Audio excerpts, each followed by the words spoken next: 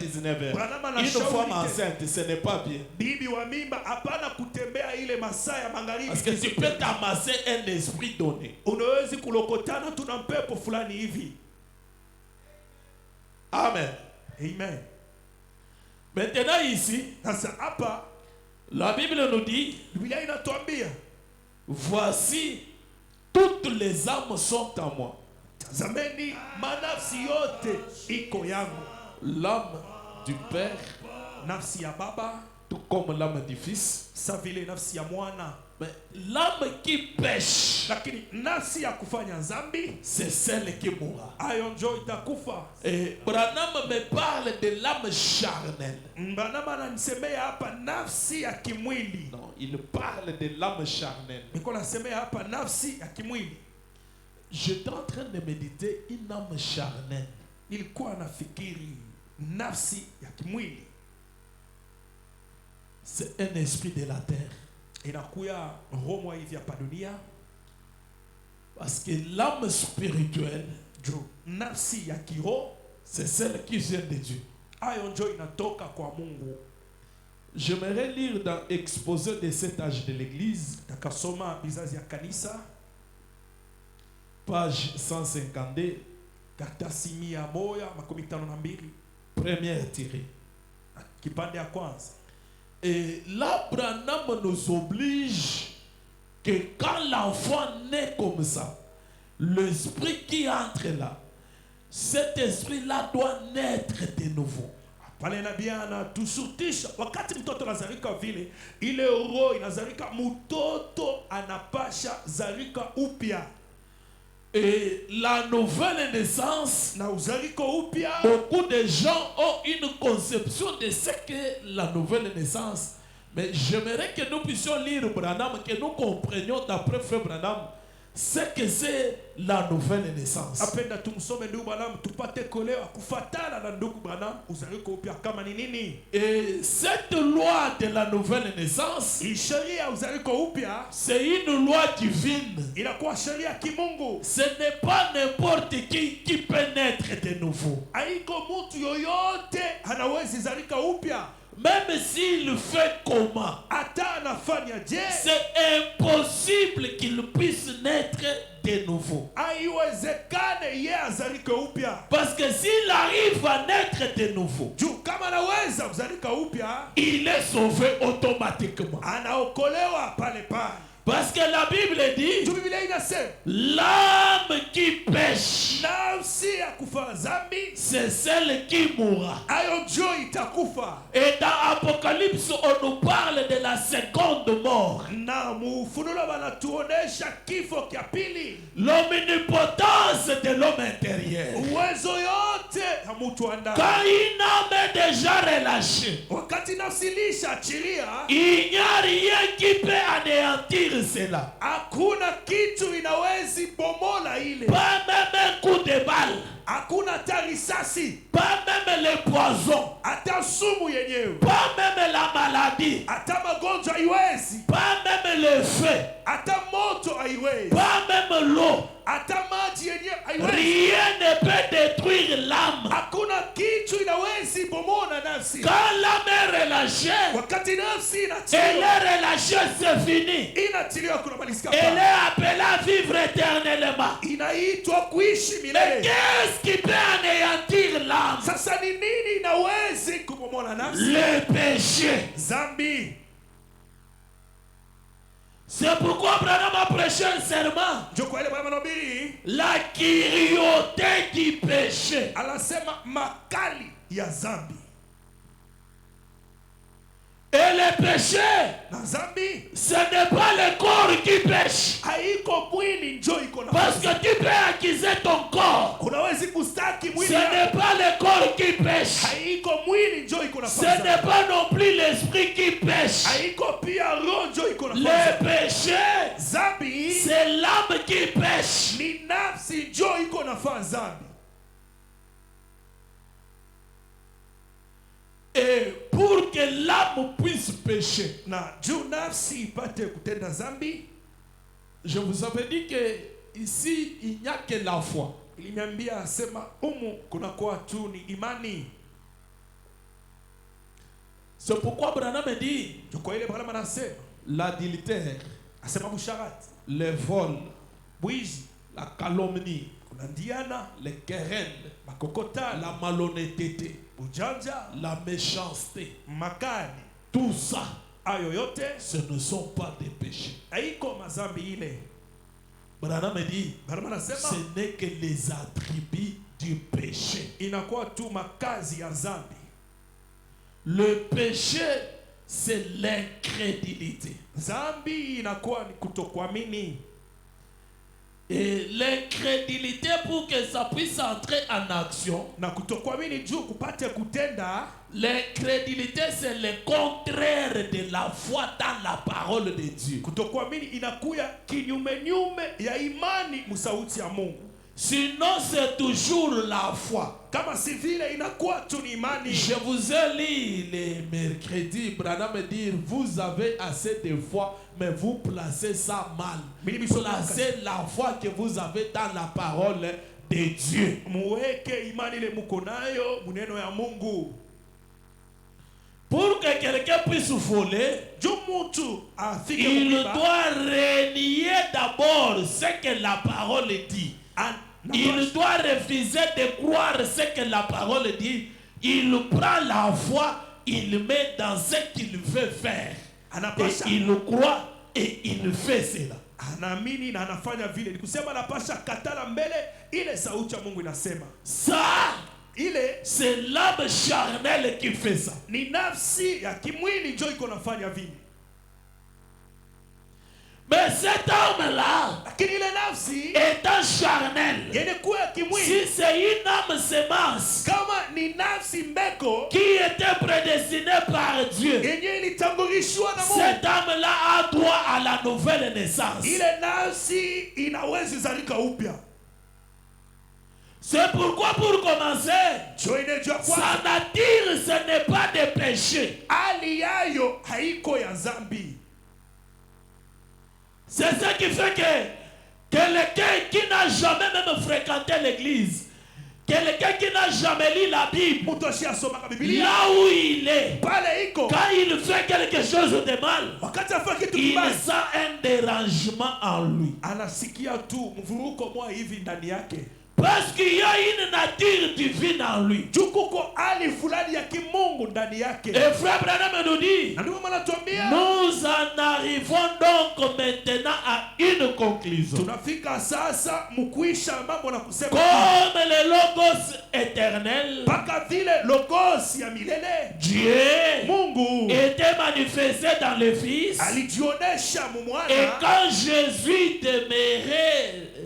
Et quand Jésus demeurait, la plénitude de la divinité dans un corps,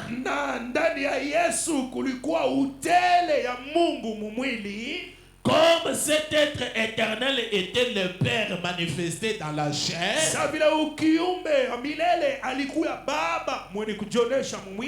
obtenant ainsi le titre de fils, de même nous, qui sommes éternels dans ses pensées, nous devenons à notre tour la sémence parole parlée composée de plusieurs membres.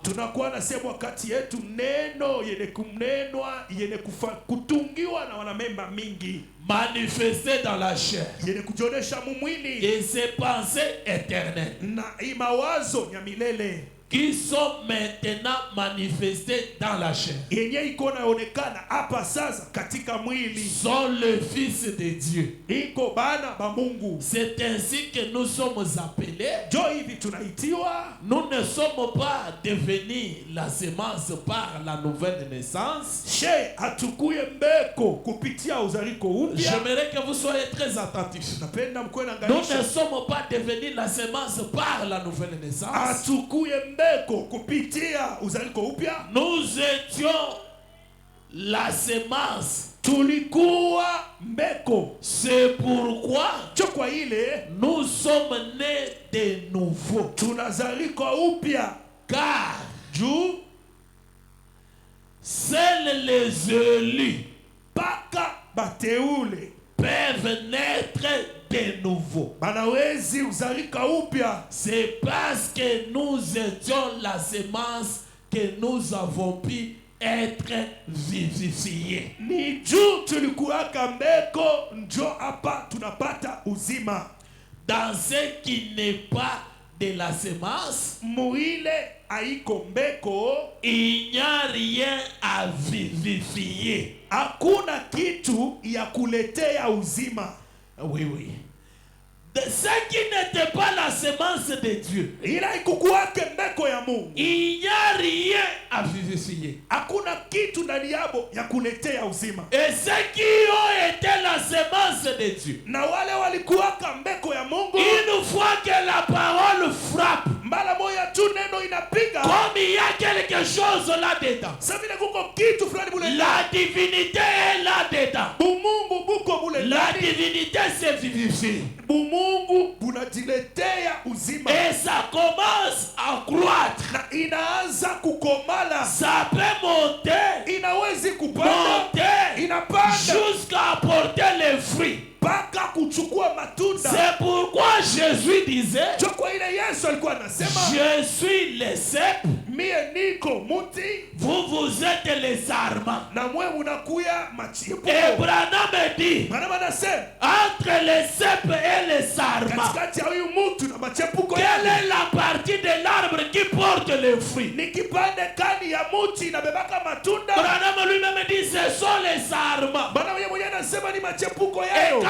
les sarments portent les fruits, Wakati ile machipuko inabeba les matunda, fruits nous montrent la nature du cep. matunda inaonesha sasa hali Et ya les muti. enfants de Dieu Na batoto ba qui Mungu ont été sa semence, bale balikuwaka mbeko ses ya pensées éternelles, mawazo yake ya milele, venus dans ce monde, benye banakuwa pa dunia, ils ont automatiquement. beko pale pale. Non, j'aimerais insister là-dessus. Mina takaza pale Automatiquement, kwa ghafla pale pale, obligatoirement, ni sharti tu appelés à naître de nouveau. anaitwa uzaliko upya. C'est pourquoi Branham fait une forte Jo déclaration. kwa ile Bwana anafanya tangazo ya C'est Mungu, vraiment impossible asema haiwezekani qu'un élu de Dieu ya kama mteule wa Mungu dans cet âge de la Odyssée mwiki kizazi puisse anaonekana naître dans ce monde azalike dunia huu et mourir na akufe sans croire le message, bila kuamini sans ujumbe, écouter le message. bila kusikia ujumbe. Branham dit c'est impossible. Bwana anasema haliwezekane. Il y a un système, ouais. Kuko matengenezo moya Il kupakaliwa, y a une puissance invisible kuko uwezo asipokonekana, qui guide les enfants de Dieu. ila iko naongoza batoto C'est wa Mungu. pourquoi je vous ai dit le mercredi, Jo kwa ile nimeambia mkazi la tatu, vieille roue tourne lentement. mpeto wa zamani iko nazunguluka Mais pole une pole, chose est certaine, lakini kitu wewe kwa et hakika que cette roue-là tourne aussi sûrement. ni ya kwamba ile mpeto iko nazunguluka hakika. De sorte que Dieu avait dit qu'il puisse en être ainsi. Mukipima kusema Mungu alisema bikuye hivi, Que ça soit les fruits que ça peut connaître. bikuye giza ile inawezi kuonekana, Qui peut tomber dans les péchés. unawezi unaanguka muzari, Qui peut même aller très loin. unawezi kwenda hata mbali Mais il y mbali. a une puissance qui t'attire. Hapana, kuko uwezo ile na kukokota. Est-ce que je peux attendre un amen? Amen. Pourquoi Juu ya nini? tu as droit à la nouvelle naissance? Wewe unapasha zalika upya. C'est pourquoi Jésus lui-même a dit, Jopo ile Yesu mwenyewe alisema tu dois naître de nouveau. unapasha zalika upya. Pas que tu peux, Haina kusema unaweza, pas que s'il te plaît. haina kusema Mais tunakusi, est-ce que tu peux? eti unaweza. C'est une obligation. Inakuwa sharti. Abraham dit, Bwana anasema you must be born again. munapasha kuzalika upya. Branham explicite ça. Bwana anafasiria, Il dit you must. nasema Ça munapasha, veut dire inataka sema tu dois. unapasha, C'est un passage obligé. ile ni sharti, unapasha.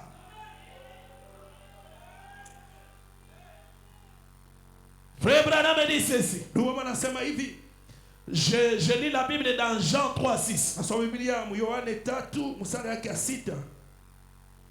C'est pourquoi des fois, les semences de Dieu se trouvent en difficulté sur cette terre parce qu'ils ne se laissent pas naître de nouveau.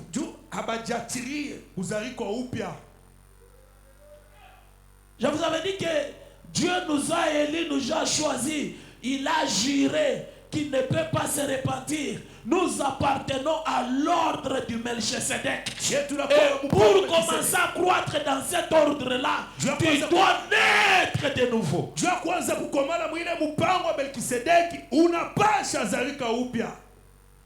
Je suivais une légende de Persée. J'aime bien suivre des légendes.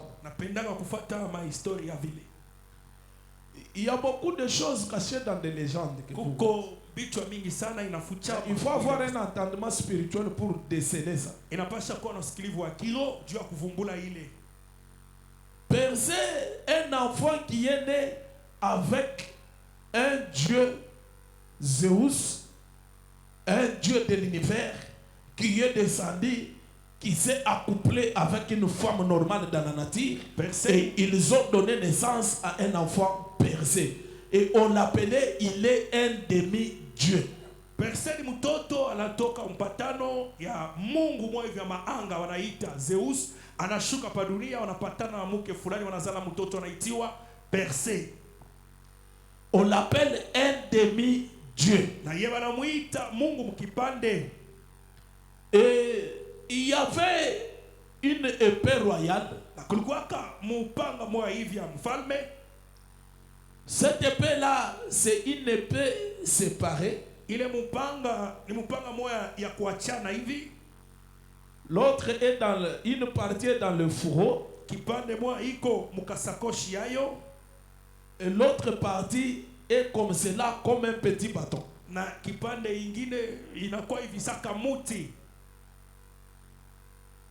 L'épée était divisée en 3 parties. Je pense qu'il y a des gens qui ont déjà suivi cette légende. Je vous amène à quelque chose. L'épée était divisée en 3 parties.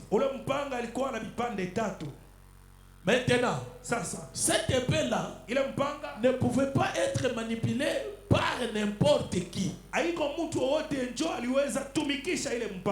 Seulement un demi-dieu. Amen. Amen.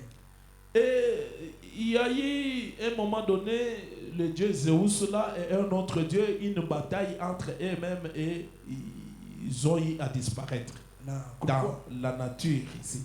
Et ils ont commencé à vivre dans un monde invisible. Et la porte du retour dans la nature était fermée. Et le dieu Zeus manquait comment revenir. Mais le père royal des dieux était resté de l'autre côté. Et Persée grandissait. Et d'autres dieux se sont précipités pour l'éliminer. Ils ne sont pas arrivés à l'éliminer de toute façon.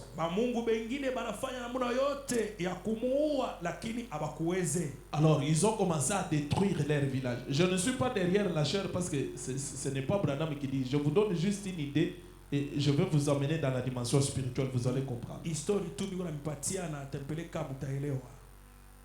Un dragon venait détruire leur village. Une bête terrible. Donc une puissance que personne ne pouvait s'opposer. Comprenez que le dragon représente toujours le diable. Le dragon là vomissait le feu. Il venait, il détruisait leur village. Les gens pleuraient. Même la maman de Persée pleurait.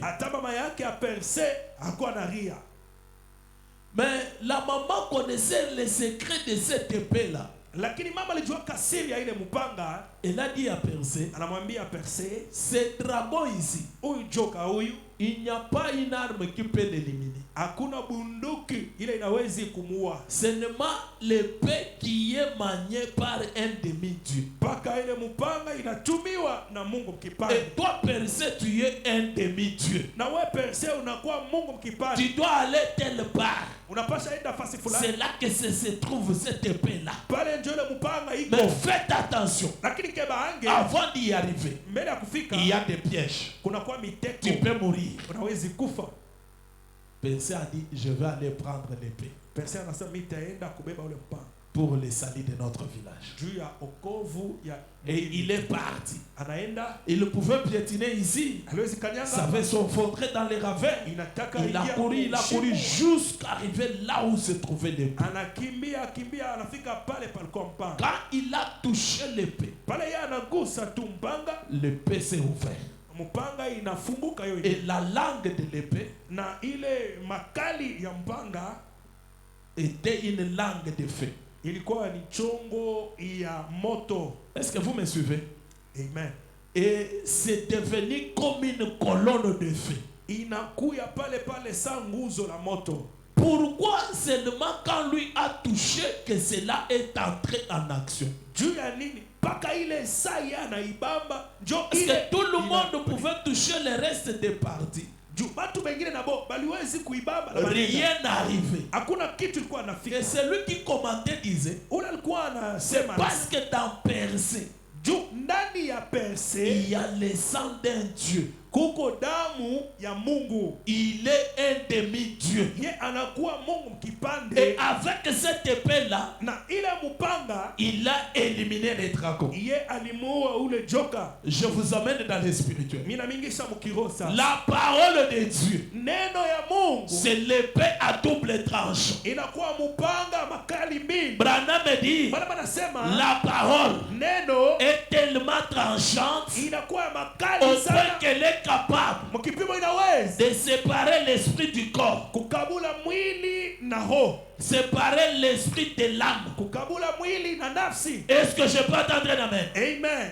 Et pour que cette parole-là entre en action, Na juu hii neno ipate kutenda, pour que tu vives ce que la parole de Dieu dit, juu upate kuishi ile neno la Mungu tu inasema, dois devenir un demi-dieu. unapasa kuya Mungu Quand kipande. on est de nouveau, Wakati tunazalika upya, c'est l'esprit de Dieu qui vient se mélanger à notre esprit. inakuwa ni roho ya Mungu inakuwa kuchangana Ça na nous roho yetu. apporte une nouvelle nature. Inatuletea hali mpya. C'est ce qui fait que Ile ndio tu inafanya peux voir quelqu'un, unaweza kuona il mtu parle de la même parole. anasema neno moja moja, Il n'y a rien qui arrive. hakuna kitu inafika. Il touche la Bible. Anabamba hata Il Biblia, lit la Bible. anasoma Il n'y Biblia, a rien qui arrive. hakuna kitu Mais inafika. un fils de Dieu, Lakini mwana wa Mungu né de nouveau, mwenye kuzalika upya, qui est un demi-dieu, mwenye kuya Mungu quand lui touche la promesse de Dieu, wakati anabamba malako ya Mungu, même les cieux bougent. hata mbingu yenyewe Dieu inacheka. sent qu'on m'a touché. Mungu mwenyewe anasikia sema, Pourquoi? juu ya nini? Lui, il a déjà la nature de Dieu en lui. Yeye alishakuwa na hali ya Mungu ndani Il yake. est un homme double. Anakuya mtu mara mbili. Il est un demi-dieu. Yeko Mungu kipande. C'est pourquoi Jo kwa ile Jésus a dit à Nicodème, Yesu alimwambia si Nikodemo, tu n'es pas né de nouveau, kama uzalika upya, tu ne verras jamais le royaume des cieux. hausaonaka kamwe Oh, ufalme wa j'aime mbingu. bien la branhamologie. Napenda sana Et masomo. frère Branham dit, Na ndio maana le nasema royaume des cieux, ufalme wa ce mbingu n'est pas un pays. haiko nchi.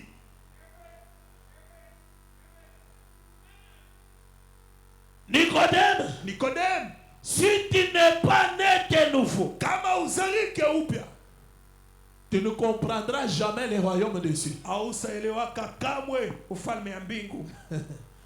C'est pourquoi on prêche. Jo kwa ile wanahubiri, Il y a d'autres gens qui comprennent, batu bengine banaelewa qui savent manier l'épée. na banajua kutumikisha Et quand l'épée est entre ses mains, ça a des effets. wakati mpaka iko mikono yabo iko na matokeo. Et d'autres gens ne comprennent absolument rien. Batu bengine nabo habaelewe kitu. Et Branham dit comprendre, c'est voir. Bana banasema kuelewa ni kuona. Et la foi vient de ce qu'on entend. Na imani inakuya kubile tunasikia. Mais qu'est-ce qui est obligatoire en premier? Ile iko mbele sharti ya kwanza ni nini? Nouvelle naissance. Kuzalika upya. Sinon la parole de Dieu est puissante comme toujours. Ama si vile neno ya Mungu iko ya uwezo sana mpaka Et vile. Dieu est prêt à agir comme toujours. Na Mungu iko tayari kutenda mpaka vile anatenda. Mais les gens veulent se servir de ça sans naître de nouveau. Lakini bantu banataka kutumikisha hii bila. C'est pourquoi on ne voit rien. Njoo kwa ila tuone kitu. Il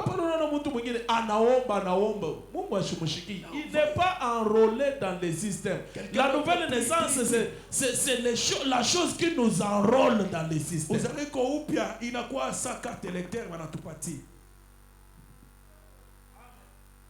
Amen.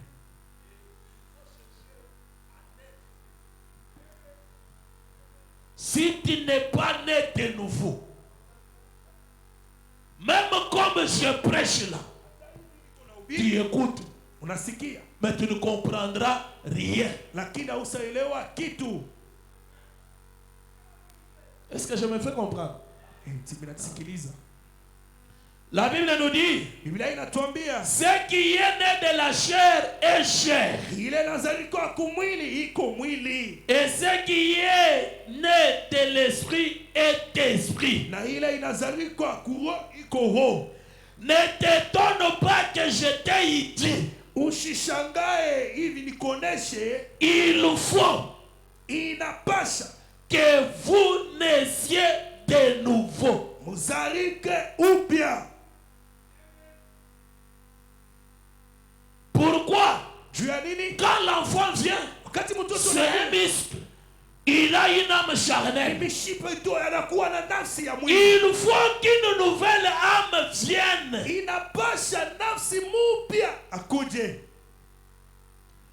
quand une nouvelle âme vient, c'est toujours de la même façon avec la naissance naturelle.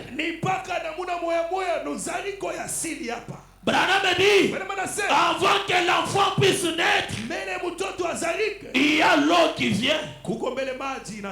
Après l'eau, il y a le sang. Après le sang, c'est la vie qui vient. La justification, la sanctification et le baptême du Saint-Esprit.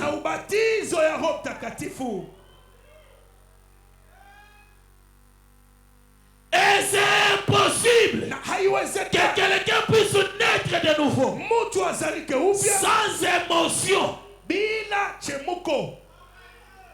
Branham dit le baptême du Saint-Esprit vient avec l'émotion. Et cette émotion-là vient éveiller l'âme.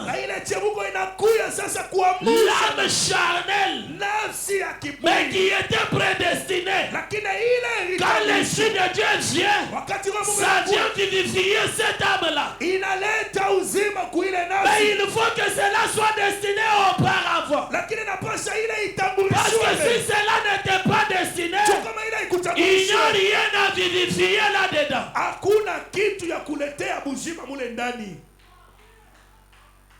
Est-ce que je me fais comprendre? Amen. Je voulais parler ici parce que les gens me posent des questions, pasteur. Oui, on a pu comprendre Dieu. Alors, je me suis dit, bon, donc c'est marqué qu'il y a une nouvelle naissance. Beaucoup de gens ne sont pas nés de nouveau. Et Jésus dit quoi? Ne t'étonne pas que je t'ai dit. Il faut que tu puisses naître de nouveau. Parce que ce qui est chair est chair. Ce qui est esprit est esprit. Tu es né dans la chair. Branham dit c'est comme ça que tu dois naître encore en esprit. De la même façon que tu es né dans la chair. Un petit enfant l'enfant, mtoto kilote à un moment donné, wakati mwa fulani. oh, j'aime bien William Branham. Napenda sana William. J'aime la Branhamologie. Napenda masomo ya Kibrania. Branham dit, Branham anasema l'instinct d'un enfant, akili ya mtoto, quand l'enfant naît, wakati mtoto anazaliwa directement il pleure. pale pale Et anahia, quand sa maman lui met dans la poitrine, wakati mama yake analeta l'enfant mtoto, commence à téter. mtoto anaanza nyonya. Branham dit, Branham anasema qui l'a appris à téter? nani anamfundisha kunyonya? C'est l'instinct. Inakuwa tu akili. Et Branham me dit, Branham ananiambia l'instinct. ile akili ya mumuntu. Les hommes de science appellent ça instinct. Bacho ya elimu anasema ni Mais akili ya en mumuntu. esprit, moi, Branham, j'appelle ça les Saint-Esprit. Lakini mkiroho mimi Branham naita ile Roho J'appelle Mtakatifu. ça la conduite du Saint-Esprit. Naita ile ongozaji ya Roho Mtakatifu. L'enfant commence à téter. Mtoto anaanza Qui nyonya. l'a appris à téter? Nani anamuonesha kunyonya? L'instinct. Akili ya mumuntu. Ça, c'est l'âme charnelle Hii ndio nafsi ya qui kimwili. conduit l'enfant comme ça. Iko naongoza mtoto vile Et vile. l'enfant commence à s'asseoir. Mtoto anaanza ikala. L'enfant commence à ramper. Mtoto yule anaanza L'enfant se tient debout. Yeye anasimama. Il essaye à marcher. Anapima. À des fois, il tombe. Saa ingine À anaanguka. des fois, il se Saa relève. ingine analamuka. Oh, merci Seigneur. Asante Bwana. Branham dit, Branham anasema une bonne mère mama ne mzuri condamne pas son enfant quand il essaye de marcher et qu'il tombe. ashitafokea kukumu mtoto wake wakati anapima kutembea na kuanguka. Une bonne mère l'encourage. Mama mzuri atamukankamisha, Elle lui dit, atamwambia tiens-toi debout, fiston. simama tena, Tu vas y arriver. utaweza. Avance encore. Chofa Il tena. tombe. Ah, Anaanguka. tu y es mal tombé. Unaanguka Il le mbaya. caresse. Il essaie de le bercer. Anapima kukamilisha. Continue. Endelea. Jusqu'à ce que l'enfant finira par marcher. Mpaka pale mtoto atafikia Ça ne mkutembea. s'arrête pas là. Aishie pale. L'enfant commence à essayer de parler. Mtoto anaanza kupima Même s'il kusema. parle mal français, Hata anasema la Fransai maman mbaya. ne se moque pas d'elle. Mama shitamchekelee. Il va lui porter correction. Ye Mais atamunyorosha. néanmoins, Lakini elle entretient son enfant yeye kona pour que l'enfant parvienne à bien parler. eko nasaidia mtoto wake juu apige mkusema mzuri. Mais Branham me dit, Lakini Branham ananiambia cette maman-là, ule mama au moment de difficulté, wakati ya elle magumu est capable d'oublier son enfant. anawezi kumsabu mtoto Mais yake. il y a ici une mère Lakini kwa hapa mama qui huyu ne peut jamais oublier son enfant. unashozi kama kusabu mama yake. Oh, j'aime bien la branhamologie. Napenda sana. Dieu n'oublie jamais ses enfants. Mungu ashisabu wake kamwe C'est matoto. avec qui il était avant la fondation du monde. Bali alikuweka nabo kabla Oh, dunia. jamais, jamais. Kamwe. Il peut venir dans ce monde. Anaweza kuwa Il pamoja. essaie de se tenir dans la parole. Anapima Il kusema tombe. anaanguka. Il quitte même l'église. Anaacha na Il kanisa. retombe encore. Anaanguka Dieu tena. lui appelle encore. Mungu anamuita. Dieu lui caresse Mungu encore. anambembelesha tena. Essaye de marcher. Pima kutembea. Essaye de ramper. Pima kurudia. La nature qui est en toi, Hali iko ndani c'est yako. la nature Dieu. Ni hali Tu es Mungu. appelé à arriver à la maturité. Unaitiwa Tu es kukomaa. appelé à arriver à parler. Unaitiwa Tu es kusema. appelé à arriver à prononcer la parole. Unaitiwa kutamka Et neno. la chose Na arrive. kitu inafika. Parce que ton père est un Tu créateur. baba yako ni Tu mumbati. es aussi un créateur. Na wewe uko mumbati. Ton père est tout puissant. Baba yako ni wa uwezo Tu es yako. aussi un tout puissant. Na wewe uko wa uwezo yote. Job dit, Ya Ayubu anasema. l'esprit de Dieu m'a créé. Roho ya Mungu inaniumba. Mais le souffle du tout puissant m'anime. Lakini pumzi ya uwezo yote inanitendesha. Merci Seigneur. Asante Bwana. Tu dois naître de nouveau. Unapasha zalika upya. C'est alors que tu comprendras ces choses. Pale ndio utaelewa hivi vitu. C'est alors que tu commenceras à grandir. Pale ndio utaanza ku. Oh, merci Jésus. Asante Bwana Yesu. J'aime bien la branhamologie. Napenda sana masomo. Branham dit, Bwana anasema Élisée Elisha avait les yeux fixés sur Élie. alikuwa na macho iko na mwangalia Elia. Quand Élie voulait partir, Wakati Elia alitaka il a enda, chassé Élisée. alimfukuza. Élisée a dit, Elisha ton anasema âme est vivante. nafsi yako ni hai. Ton Dieu est vivant. Mungu wako ni Je hai. ne te quitterai jamais. Shita kuachaka. Élie l'a chassé. Elia anamfukuza. Élisée n'est pas parti. Elisha shikwende. Branham dit, Bwana anasema Élie lui chassait avec colère. Elia alikuwa na mwandama na makali. Au point qu'il pouvait prendre un bâton d'arbre. Élisée, il fuit. Il se cache en désert.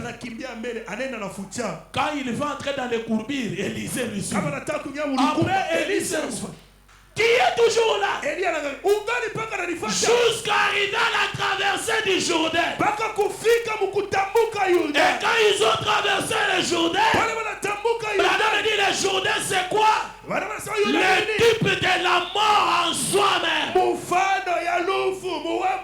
Élisée a accepté de mourir en soi-même. Et quand ils ont traversé, Élie a compris qu'il est sérieux. Je dois révéler maintenant le mystère du royaume. Élisée, maintenant, quand tu me verras partir, ne détourne pas tes regards. Regarde-moi, fixe-moi. Quand je vais partir, tu auras ce que ton cœur désire. Quel a été le désir d'Élisée? La double portion. La chose difficile.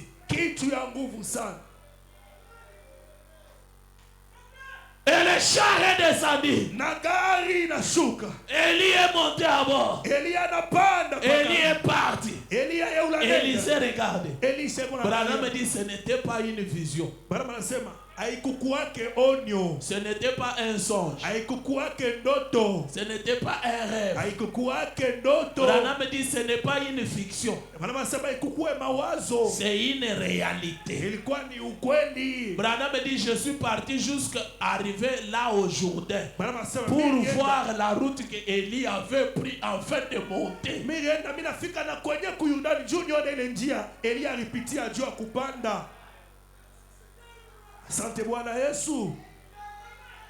Le char est descendu.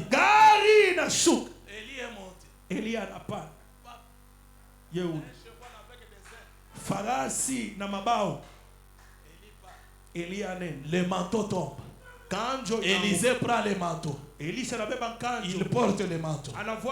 Un gros manteau. C'était la nouvelle naissance. Élisée n'est pas parti chez le couturier. Non, modifiez la taille. Non, faites ceci à ma taille. Jamais. Élisée s'est laissé librement dans les manteaux. Et il a commencé à grandir. Il a commencé à grandir. Jusqu'à arriver au Jourdain. Les choses deviennent difficiles. Élisée prend le manteau d'Élie. Il dit où est-il le Dieu d'Élie? Le Jourdain se fonde en deux. Il était déjà né de nouveau. Il était devenu un demi-dieu. C'est pourquoi il pouvait tenir le manteau et opérer le miracle. Et ce soir, si tu es né de nouveau, baptisé du Saint-Esprit, tu as droit de prendre les promesses de Dieu et dire ce soir, où est-il le Dieu de William Branham? Parce que Branham est Élie de notre jour. Élie de mon jour est parti. Mais il m'a laissé la chose qui faisait son succès. Qu'est-ce qui faisait le succès de William Branham? Le message du temps de la fin. La révélation de cette son. La révélation de cette tonnerre. Les brochures de Branham contiennent une puissance incontestable. Ne raisonnez pas avec la parole. Laissez-vous libre dans le message. Grandissez dans le message. Vous arriverez à un niveau où il y a besoin des écureuils. Une voix te dit, parle. Pourquoi crier? Parle. Et tu parles. La chose arrive. Ça peut arriver instantanément. Ça peut prendre une semaine. Ça peut prendre une année.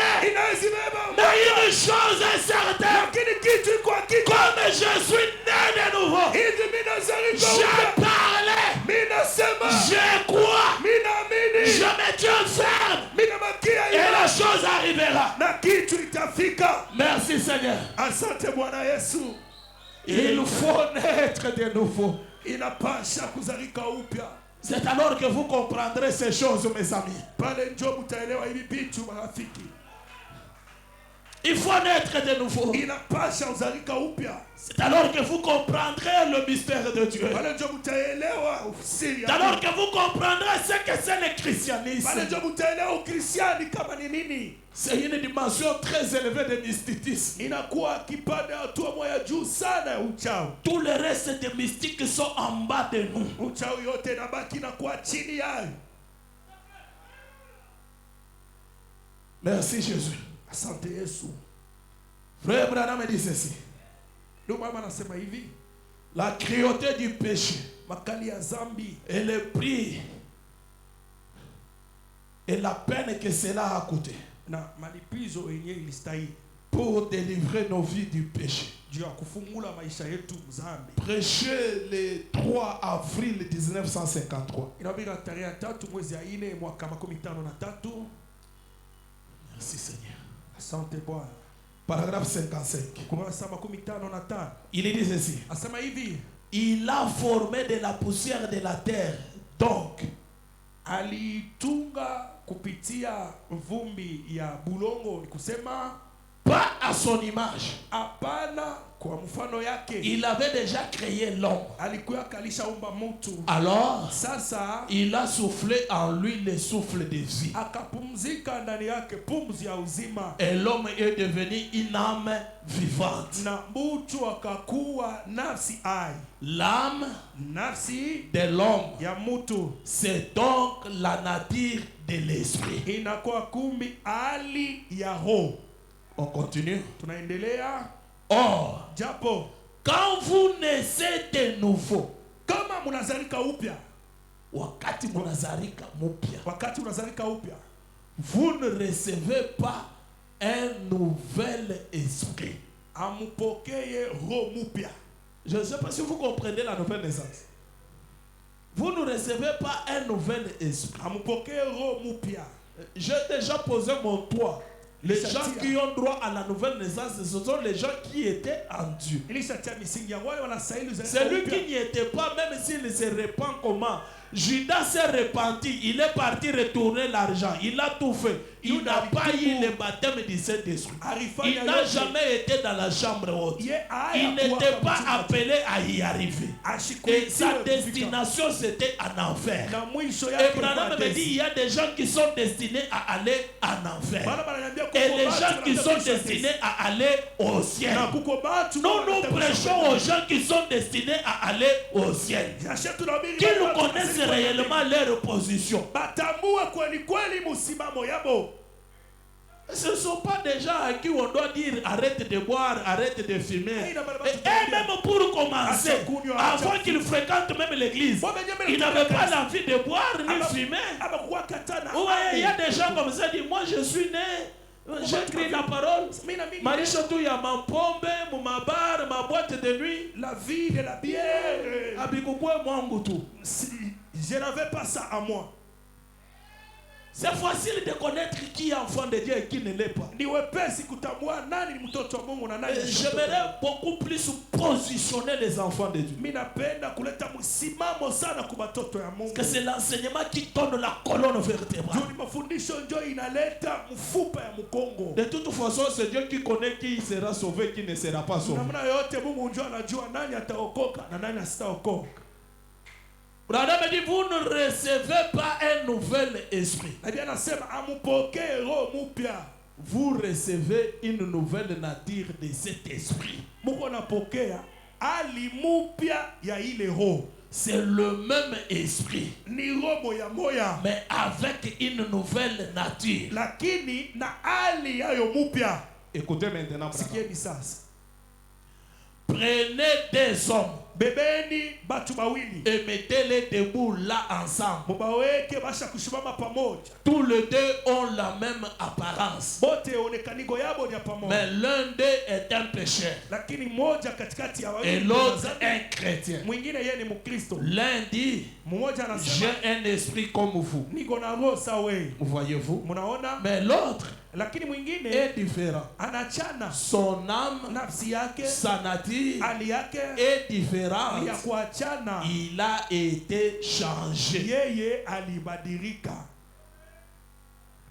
Vous pouvez naître même dans une même famille. Mnaweza zalika hata mjamaa moya moya, Baba moya, même père, mama moya. même mère. Naturellement, Kwa kawaida, Mungu na damu hii moya. Vous Ya avez baba huyu moya. vous avez le même sang, le sang d'un même père. Naturellement encore, Kwa maumbile tena, on peut regarder anawezi kutazama. Mungu saba kufanana. C'est comme si vous vous ressemblez.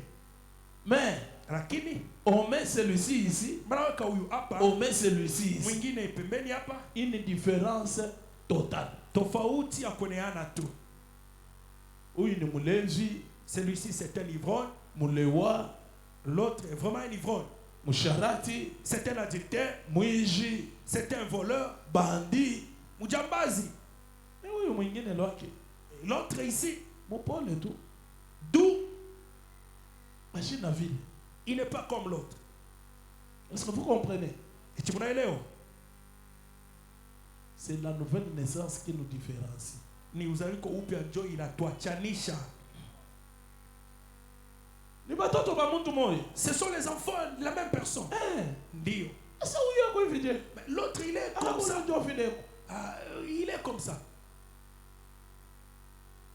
Le ventre de la maman, c'est juste un lien ou un canal par où on passe pour venir dans le monde. Mais notre provenance Kutoka est kwetu de loin différente. ni mbali na chana mbali sana. Tumbo ya mama ni kanjia tu tuko napitia juu ya kuya pa dunia. Non, donnez-moi un amen et je vous prêche. C'est pourquoi Branham dit, faites du bien à vos frères, mais beaucoup plus vos frères dans la foi. Parce que vos frères dans la foi sont vos réels frères. C'est avec eux que vos frères dans la chair, qui ne sont pas convertis. Oh. Quand la mort vient, ça vous sépare, c'est fini. Mais you sont réel frère. Moi ici, c'est moi le véritable, votre frère. Mais vous ne me faites pas du bien. Celui-ci, c'est mon grand frère. Même père, même mère. Baba moya, mama moya. Des pères et des mères. Baba na mama moya. Même sang. Damu moya. Village moya. Nous sommes dans le même village et notre ancêtre c'est le même. Ça c'est la naissance naturelle. Il te faut la nouvelle naissance.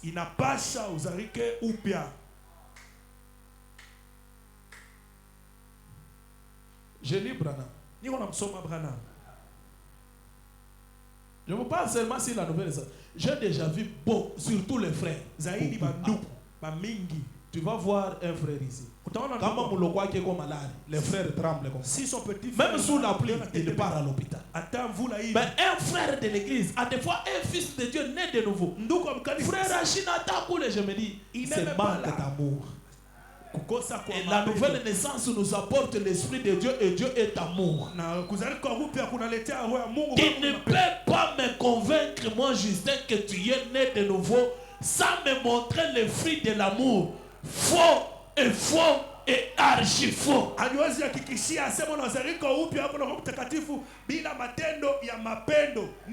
importe les sensations, peu importe les parler en langue, peu importe l'habillement, peu importe les rangs sociaux, si je ne vois pas l'amour de Dieu, c'est faux. Il n'y a pas de nouvelle naissance.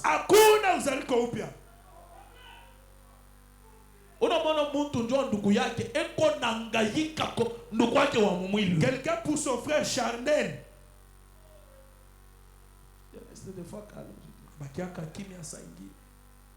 Mais un frère de l'église est malade. Il n'aime pas. Nous avons tout réussi She, tulipokea vyote, lakini roho ya Mungu uzaliko upya njoo atupate. Il nous faut aller à la chambre haute. Inapasha twende kuchumba ya juu.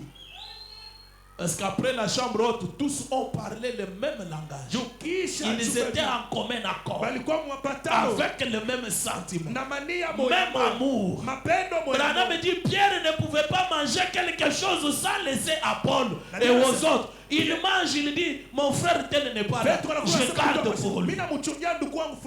Mais oui. Aujourd'hui. Frère n'a pas de tout circuit à écoute. Mais il sait bien que son frère autre souffre. Pour vous brancher tout, brancher seulement. Pas lui donner l'argent. Lui brancher seulement. Mon frère, il y a un copie ou t'as pas ta magote. Impossible. Atindisha muloko wake kukamea kamwanga. Prends l'avion, viens. Couille. Mais ceux qui sont ici ne sont pas tes frères.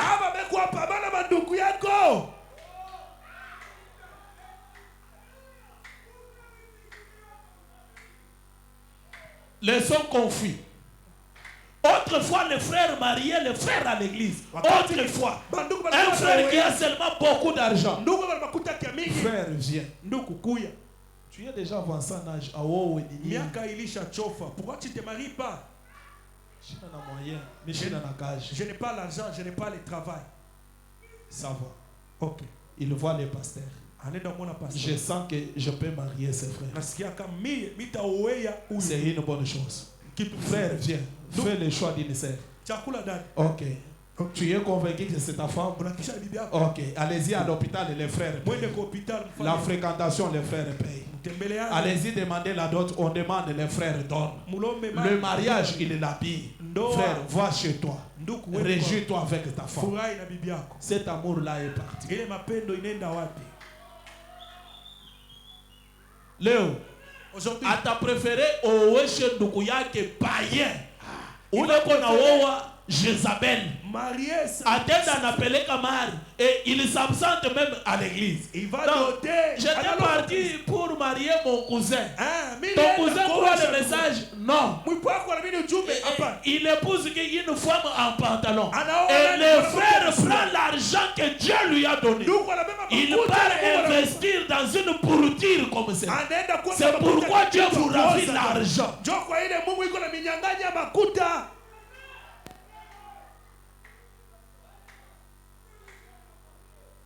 Toto Mungu hapa pepo ya bumbalaka isha mukula yote.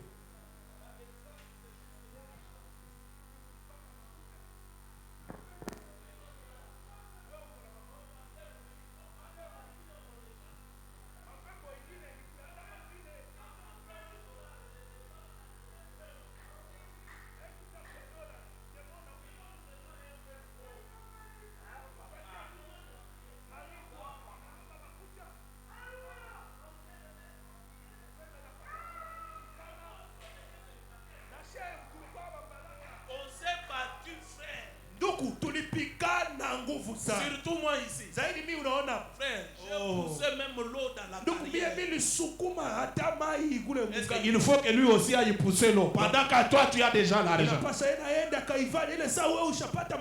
Paul dit, ne vous inquiétez pas de mes tribulations, de mes souffrances. Elles sont une gloire pour vous. Si toi tu as souffert, tu as forgé une voie. Mais laisse que ça soit une gloire pour un frère. Pourquoi lui soumettre aussi à la souffrance?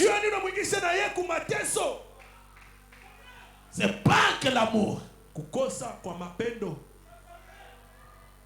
Frère, l'argent on ne joue pas avec ça. L'argent on ne joue pas avec ça. Tu sais comment j'ai souffert pour avoir l'argent. Que je te donne ça gratuitement comme l'arachide. Manque de nouvelle naissance. Quand l'Esprit de Dieu vient, c'est un esprit plein d'amour. C'est un esprit plein de compassion. Oh, merci Seigneur. Quand l'amour est dans le cœur de quelqu'un, tu peux lui faire du mal. Il dit, je ne vois pas même l'aider. il part. Anaenda. Comme c'est l'homme intérieur qui commande. Vile ni mtu wa ndani ndio iko naongoza. Quand il veut s'égarer, wakati anataenda mbali, tu lui demandes 1000 francs unamulomba 1000 ou 10 000, il te dit je n'ai pas l'argent. Là c'est l'homme charnel. Je ne t'aide pas. Dans son cœur là il s'est dit, d'ailleurs lui ici il sait jouer de moi, il m'a critiqué, il a dit je n'ai pas. Quand il va aller, quand cela commence, l'utilisation, c'est plus fort que lui-même. Tu le vois revenir. Amen. C'est-le. C'est-le. Tu cherchais combien? 10 000. 10 000 ça va t'aider encore. Pour se racheter, pour sentir que il a repris sa position d'un demi-dieu, il faut donner même 50 000 au lieu de 10 000. C'est un mécanisme divin. Il faut la nouvelle naissance pour comprendre le royaume de Dieu, comment ça travaille. Au lieu il y a 10 000. Tu vois, il sort même 50 000. Là, ce n'est plus lui. C'est Dieu qui te le commande. Amen. Et Dieu qui est son âme. Une âme fécondée. Une âme née de nouveau. Une nouvelle âme qui a la nature de Dieu. Il pardonne. Il paye même le prix. Tu peux lui voir s'élever. Tu ne veux pas me payer mon argent. Je t'arrête. Il part même chez les magistrats. On veut mettre quelqu'un en prison. Mon magistrat, laissez d'abord. Papa magistrat, tout. Je voulais vous secouer tout en éripéco. Parce que il sent que l'amour de Dieu n'arrive pas à faire forcément du mal à quelqu'un. Il sent que la personne arrive au point où il est au bout de ses souffles. Ce qui nous unit est plus fort que nous-mêmes. Cela semble quitter l'église aujourd'hui.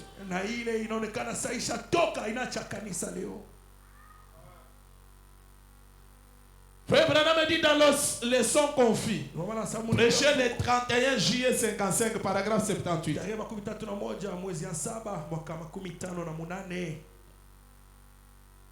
Il dit, maintenant, c'est dans l'âme que l'homme vit.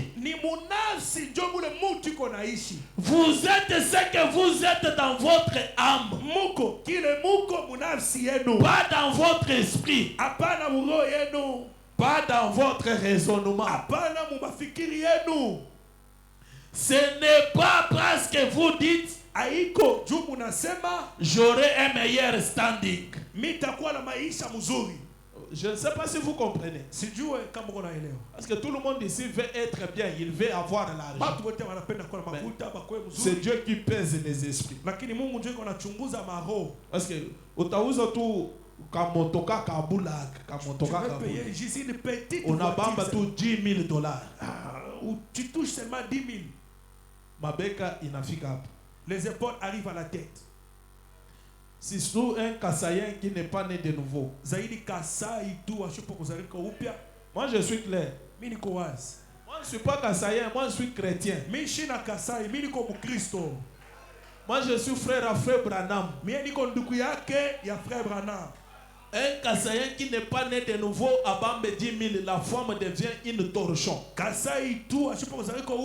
Qu'il touche seulement $10,000. Bibi kunyumba ni kikolopo tu. Apate tout comme motoka ka ovia. Qu'il ait seulement une petite voiture là. Quand la femme touche, ouais. Bibi abambe tout moto. Hey! Baba kwa negalaka nayo. Ton père a un véhicule.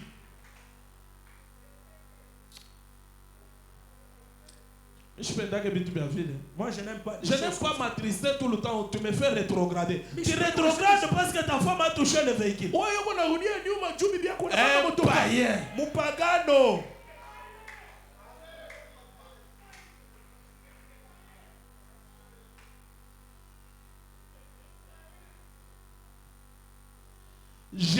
vais m'asseoir à des meilleurs gens et je deviens chrétien. Ça, c'est le raisonnement. Non, je suis un chrétien. Comme je vais à Shekina, ni comme Christ. Dans chaque église locale, Branham dit il y a 3 sortes de croyants. Même au Branham Tabernacle, il y avait des croyants, des soi-disant croyants et des incrédules. Même ici, les sorciers sont là, les magiciens sont là. Les chrétiens aussi sont là. Nous allons de l'avant. C'est la grande bataille jamais livrée. Il ne faut pas perdre le temps à se moquer, à se gêner là-dessus. Je suis arrivé au point à comprendre que la vieille roue tourne lentement. Mais sûrement. Et tout marche comme Dieu voulait que ça marche.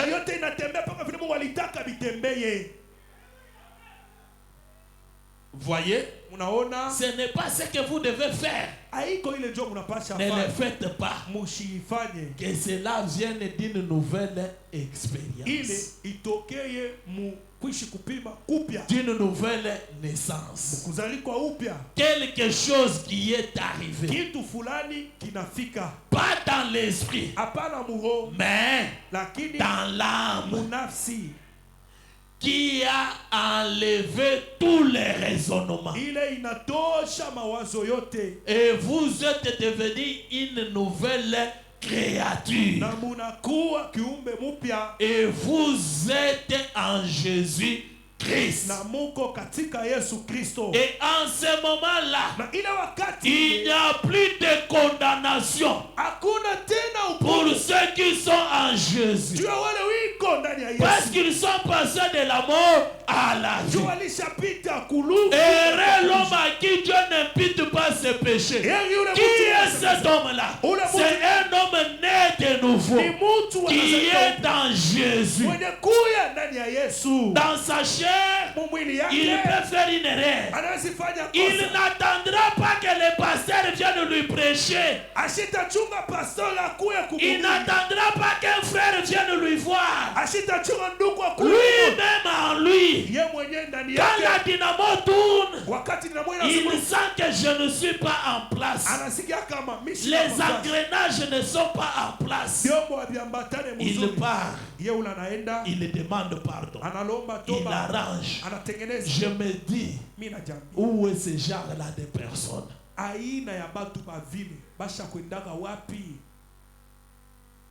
Aujourd'hui, il y a des gens au point que même quand vous lui demandez les problèmes qu'il a fait, il vous ment.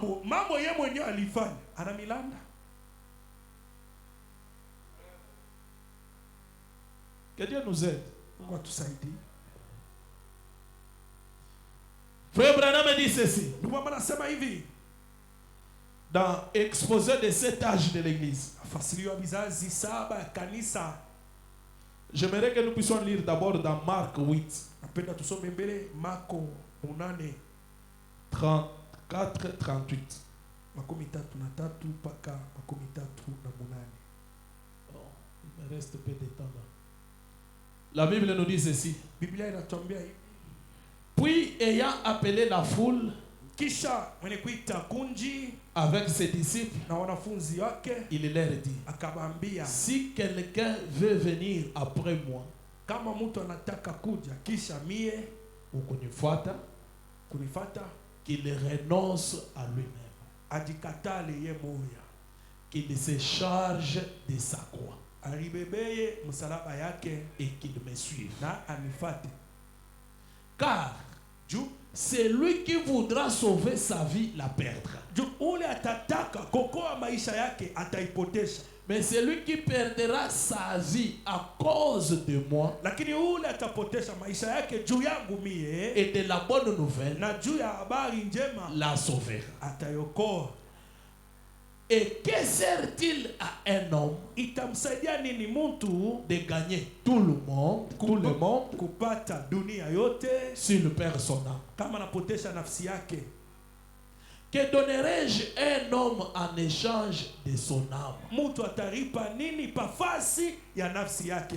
Car quiconque aura honte de moi et de mes paroles au milieu de cette génération adultère, juu wote atasikia aya yangu na ya misemo yangu katikati ya hii kizazi msharati et pécheresse, na utenda zambi, le Fils de l'homme aura aussi honte de lui quand il viendra dans la gloire de son Père avec les saints anges. Mwana wa mtu naye atamusikia aya wakati atakuya mtukufu ya baba yake pamoja na watakatifu malaika. Vous comprenez là même qu'il vient dans la gloire avec les saints anges. Munaelewa pale pale iko nakuya mtukufu na malaika takatifu. Je ne suis pas là. Shina lwangu pale. Qu'est-ce qu'un homme peut gagner? Mtu atapata nini? À l'échange de son âme. Pafasi ya nafsi yake. Ton âme est éternelle. Nafsi yako ni ya milele. Ton âme est omnipotent. Nafsi yako ni ya uwezo yote. Il n'y a rien qui peut tuer l'âme. Hakuna kitu nawezi uwa Pas nafsi. même un coup de balle. Hata risasi yenyewe. Pas même le feu. Hata moto haiwezi. On peut me brûler ici, Wanawezi nichoma. mais on ne peut jamais brûler mon âme. Lakini hawezi kamwe kuchoma nafsi yangu. Est-ce que je peux entendre un amen? Amen.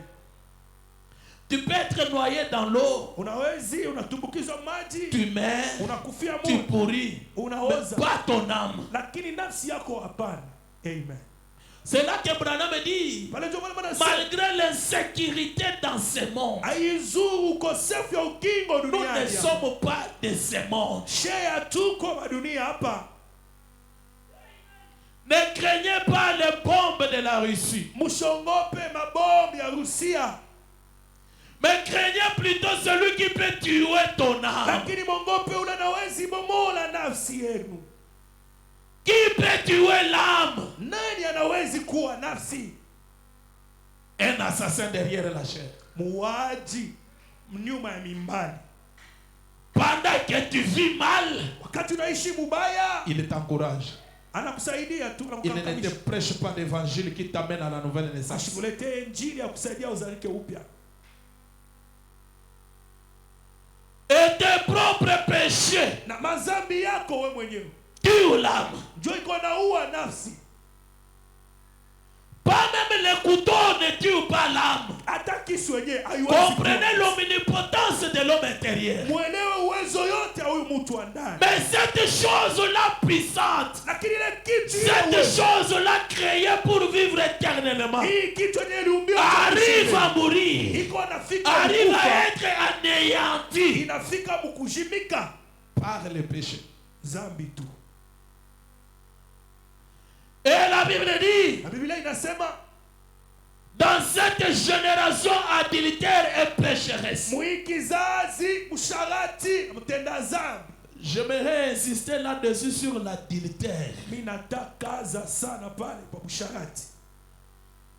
Paul dit dans Corinthiens, dans Éphésiens, il dit, ne savez-vous pas que vos corps sont les temples du Très-Haut? Quand il naît de nouveau, le Très-Haut vient habiter dans ton corps comme temple et il commence à grandir. Ne savez-vous pas que vos corps sont les temples du Très-Haut? Tout le reste du péché, c'est en dehors du corps. Mais l'adultère qui pêche contre ton corps et contre ton âme, ça anéantit l'âme, ça tue l'âme, ça suit l'âme. Et la Bible dit, les impudiques n'hériteront pas le royaume des cieux.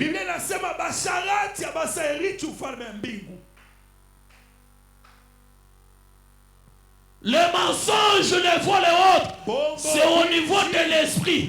C'est en dehors du corps. Mais l'adultère, c'est dans le corps. Tu suis le temple du Seigneur. Tu suis l'âme. Et l'adultère crase, brise la colonne vertébrale d'un chrétien.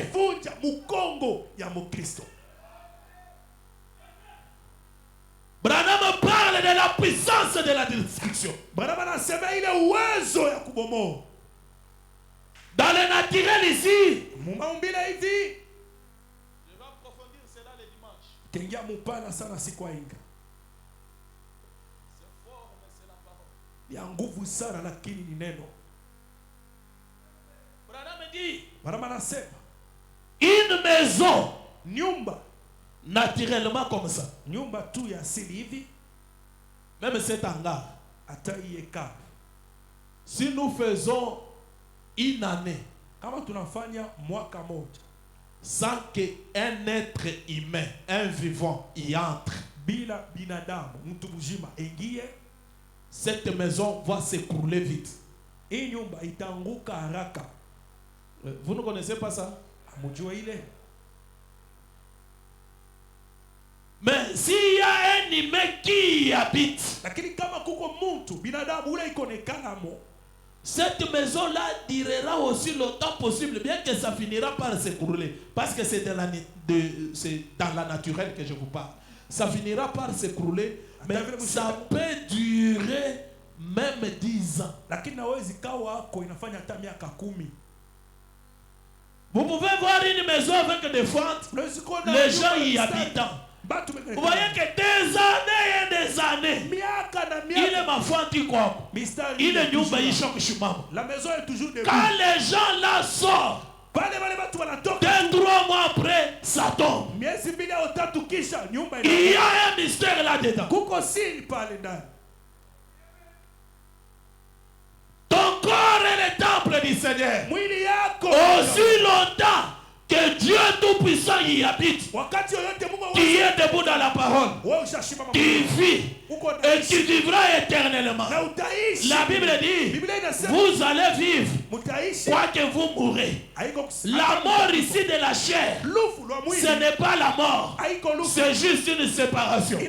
Jésus en a appelé le sommeil. Aussi longtemps que Dieu est là-dedans, tu vivras éternellement. Mais quand Dieu n'y est pas, quand cette maison s'écroule, sa chute est grave et la ruine est grave, elle attend la seconde mort, et c'est le péché qui anéantira l'âme à la seconde mort. Lisez dans Apocalypse. Et Branham dit, quand la mort vient, merci Jésus, il n'y a que 2 choses. Je pourrais dire 3 choses qui séparent le corps de l'esprit, qui séparent l'esprit de l'âme, qui séparent les 3 parties de l'être humain. Il y a la parole de Dieu qui sépare ton corps, qui sépare ton esprit, qui sépare ton âme.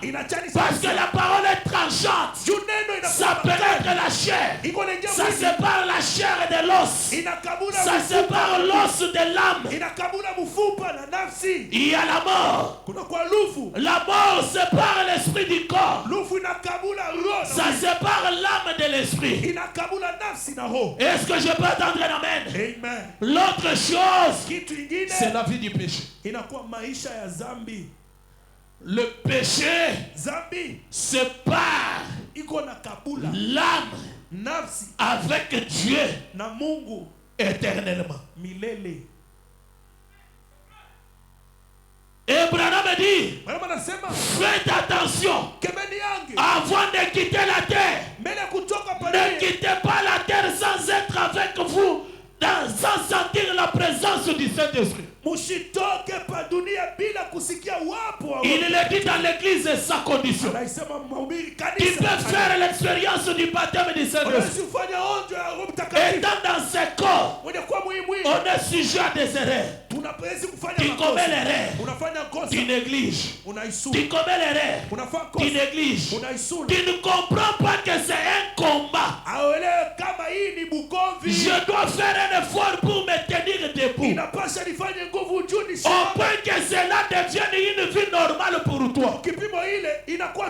Mon ami, le Saint-Esprit te dit ce soir, prie à ce que Dieu éveille ton âme. Lève-toi. Le péché reste le péché. Autrefois on appelait cela le péché, et aujourd'hui on appellera toujours cela le péché. Lève fait que Dieu il demeurait dans cela, que cela ne devienne pas normal pour toi. Si tu quittais la terre après avoir attristé le Saint-Esprit et que le Saint-Esprit est parti se pencher quelque part, il te laisse. Branham dit tu te sépares éternellement avec Dieu.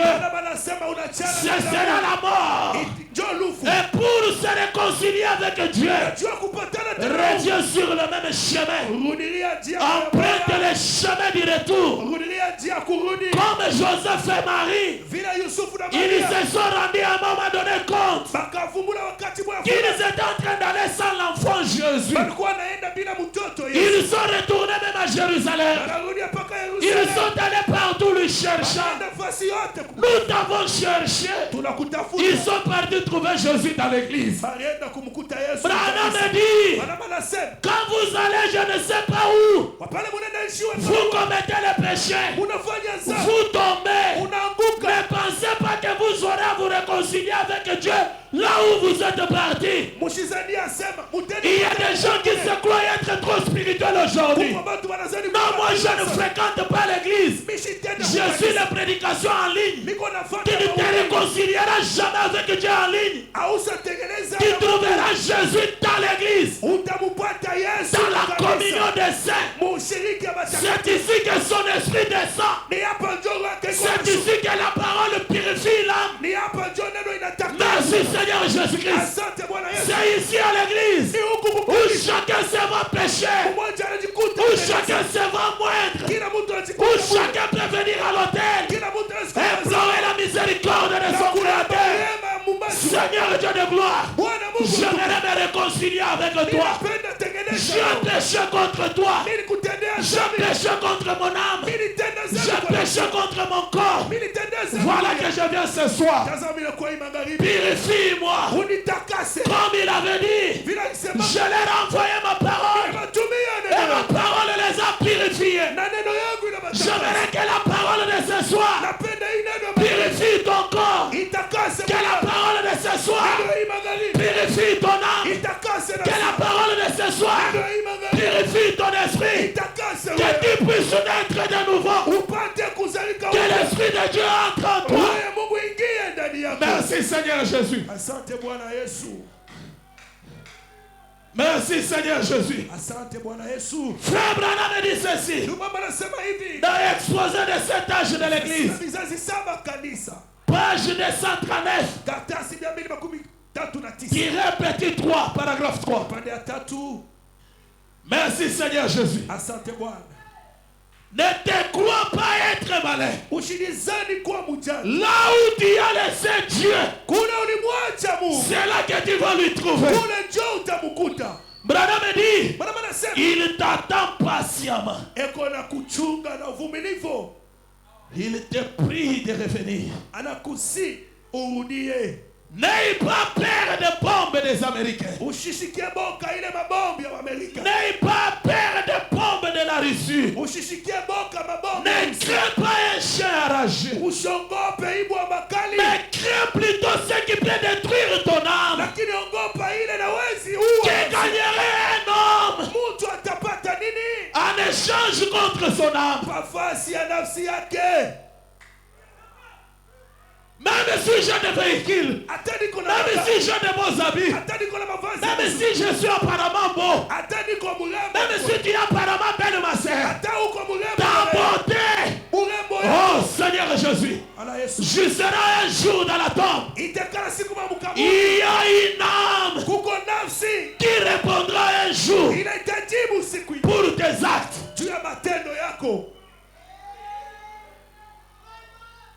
Frère Branham dit, oh là là, merci Seigneur Jésus. Ce n'est pas là-bas mon cher ami. Attends, je te donne les passages. Est-ce que vous me donnez même 5 minutes? Frère Branham dit ceci.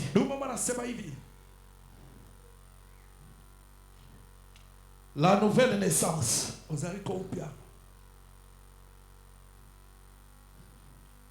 Oh là là.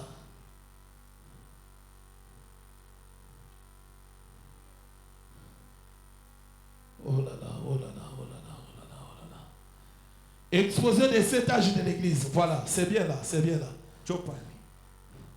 239. Ils n'ont pas connu la profondeur de Satan. Il semble que les commentaires aient laissé ce verset de côté. Parce qu'ils n'ont pas compris de quelle doctrine ou de quelle expérience il est question ici. C'est ça l'expérience de la nouvelle naissance. En réalité, il n'est pas difficile de comprendre de quoi il s'agit. Voyons d'abord ce qu'est la profondeur de Dieu. La profondeur de Satan, c'est l'opposé. Ephésiens 3, 16 et 19. Afin qu'il vous donne selon la richesse de sa gloire d'être puissamment fortifié dans notre esprit, dans l'homme intérieur, en sorte que Christ habite dans vos cœurs par la foi, étant enraciné et fondé dans l'amour, que vous puissiez comprendre avec tous les saints quelle est la largeur, la longueur, la profondeur et la hauteur, et connaître l'amour de Christ qui surpasse toute connaissance, en sorte que vous soyez remplis jusqu'à toute la plénitude de Dieu. Donc, selon ce verset, quand un homme fait l'expérience de la profondeur de Dieu dans sa vie, il s'agit d'une véritable expérience personnelle de l'Esprit de Dieu qui vient habiter en l'homme.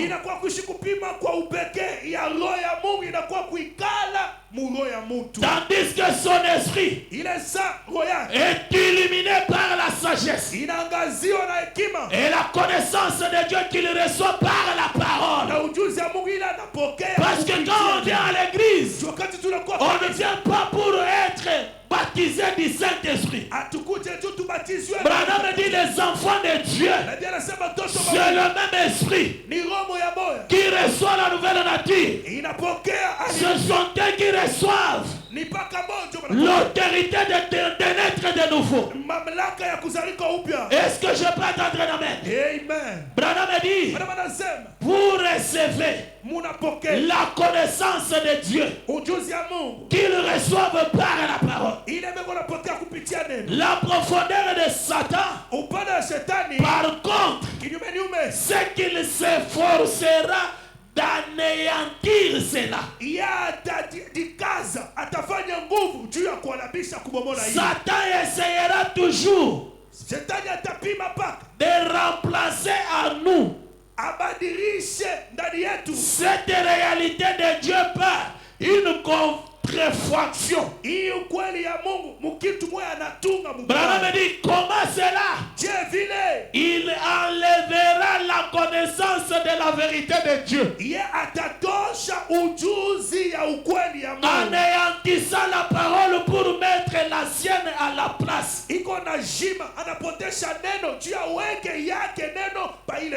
Dieu a-t-il réellement dit? Genèse 3:1. Alors, il prend la place de la personne de Christ dans notre esprit.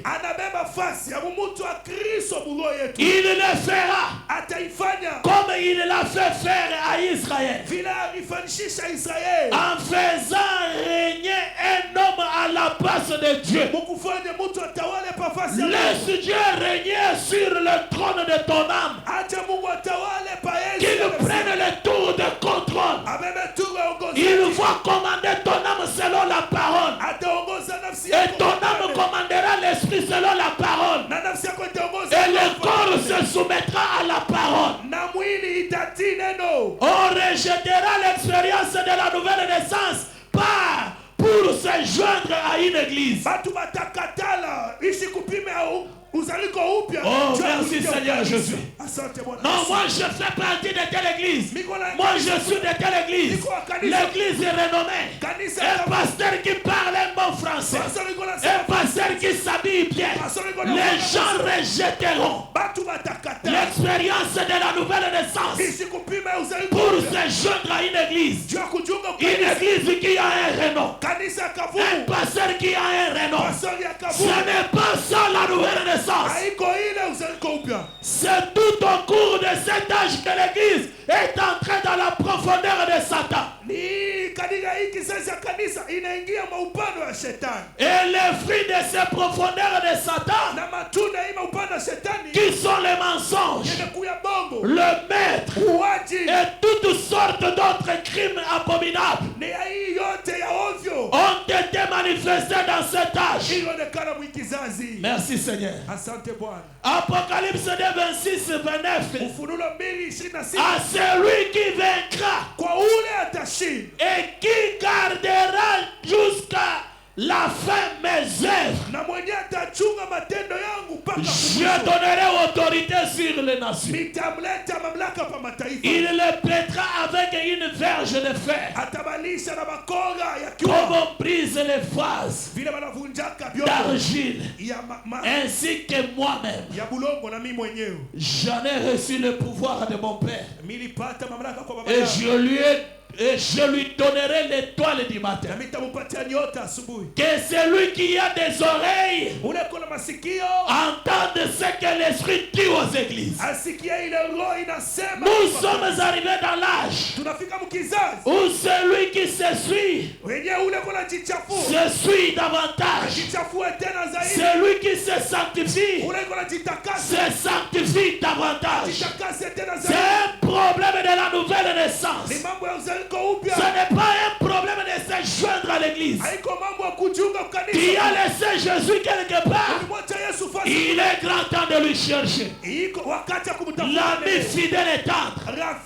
Je me répands, je me purifie et je crois qu'il pardonne. La Bible dit ceci dans 1 Jean 1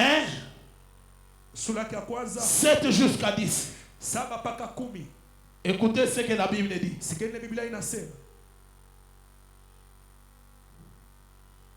Merci Seigneur Jésus.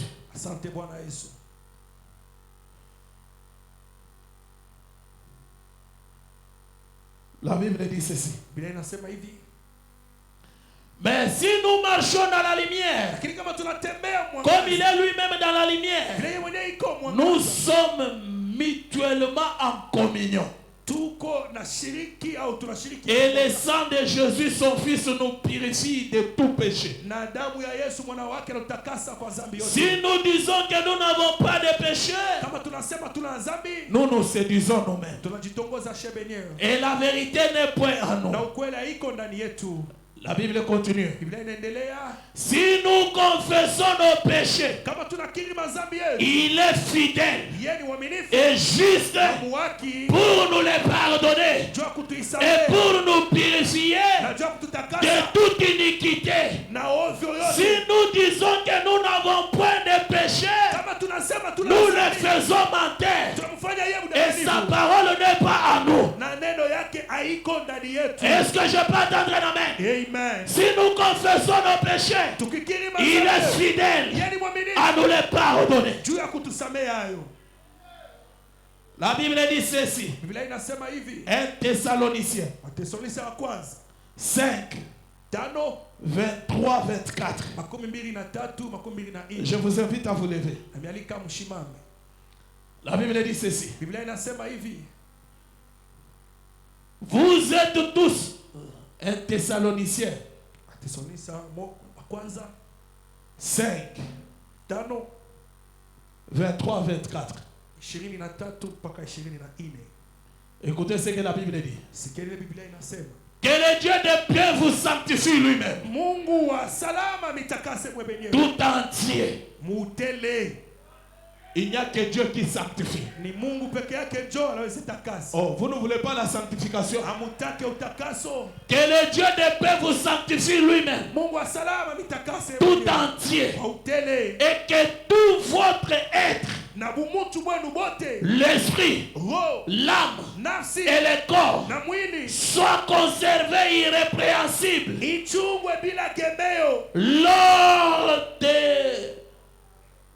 lors de l'avènement de notre Seigneur Jésus-Christ. C'est lui qui vous a appelé, est fidèle, et c'est lui qui le fera. Est-ce que je peux entendre un amen? Le Dieu qui vous a appelé, il est fidèle, et c'est lui qui le fera. Que Dieu de toute paix vous sanctifie le corps, l'esprit, ainsi que l'âme. Le Dieu qui vous a appelé à croire le message, Dieu lui-même le fera. Que vos péchés soient pardonnés.